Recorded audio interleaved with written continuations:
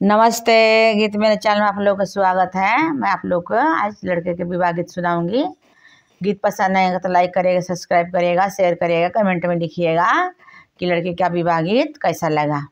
गाड़ी पर से उतरले कामन जीजा टीसन पर भूलाइल बाड़े हो। कावन हा ससुर जी के घर साला के बियाह हुए हो। जेकरा दुआरे हाथी बानल बाड़े लाल धो, जेकरा दुआरे हाथी बानल बाड़े पियर धोती टांगल बाड़े हो। ओहे हा ससुर जी के घर साला के बियाह हुए हो। गाड़ी पर से उतरले कावन फूफा टीसन पर भूलाइल बाड़े हो। कावन हुए साला जी के घर बेटा के बियाह हुए हो। जेकरा दुआरे हाथी बानल बाड़े पियर धोती टांगल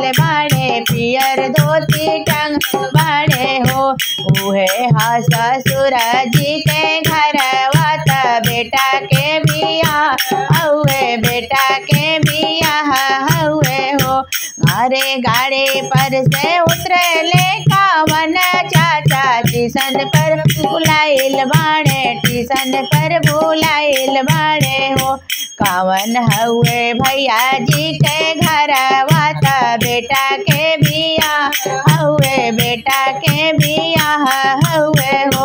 कावन हुए भैया जी के घर बेटा के बियाह हुए हो। अरे जेकरा दुआरे हाथी बांधल बाड़े पियर धोती टांगल बाड़े हो। उहे हुए भैया जी के घर बेटा के बियाह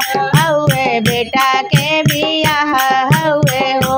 उहे हुए भैया जी के घर बेटा के बियाह